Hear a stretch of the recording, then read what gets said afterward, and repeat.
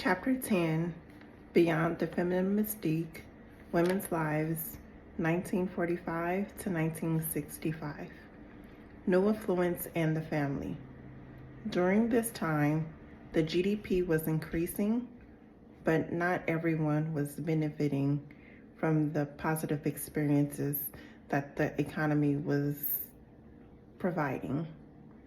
Unfortunately, non-white Americans continue to live under economical levels. Advertisers, manufacturers, and policymakers all understood that consumer purchasing was vital to a growing economy, and that women particularly played a crucial role in this regard as they were making large purchases for their homes that included appliances and entertainment. During the post-war era, birth rates rose as many people were eager to start families and have children at younger ages. Du Bois said, more babies were born between 1948 and 1953 than they were born in the previous 30 years. During this time, women were finding themselves more in the workforce, which was a large reason why the economy was booming and flourishing as it was. Women valued motherhood, but they also enjoyed working outside of the home.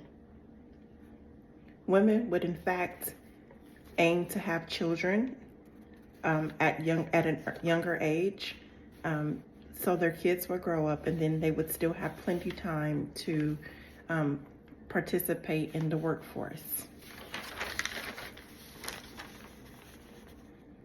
Although women were working in much larger numbers, they were constantly criticized and discriminated against in the work field. Many women found themselves working in pink-collar work, which were jobs such as food service workers, personal care, or beauty salon workers. On the other hand, some women were considerably educated and landed government jobs where they would be called computer humans, which essentially meant that they excelled mathematically.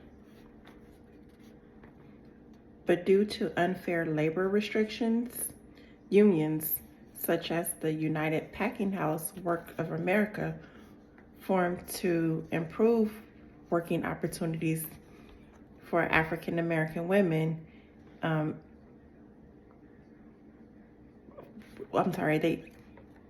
To improve working opportunities. However, African American women had it particularly bad as they faced gender and racial discrimination.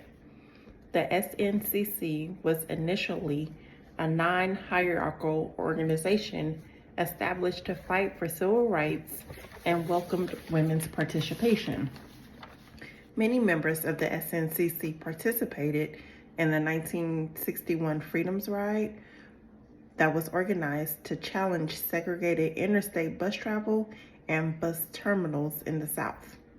Although the SNCC was established to combat civil injustice, the organization came under a lot of criticism for their gender discrimination within that organization.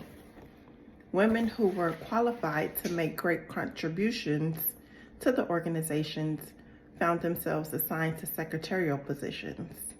Du Bois said, any woman in the SNCC, no matter what her position or experience, has been asked to take minutes in a meeting when she and other women were outnumbered by men. Many considered the treatment of women in the SNCC to be insulting.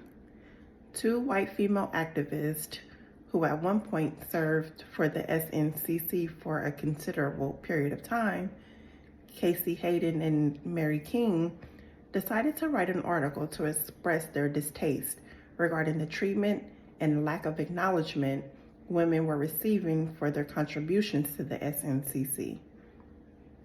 They criticized the SNCC for not recognizing that women are crucial factors that keep the movement running on a day-to-day basis, and that they were not giving women an equal say when it came to day-to-day decision making.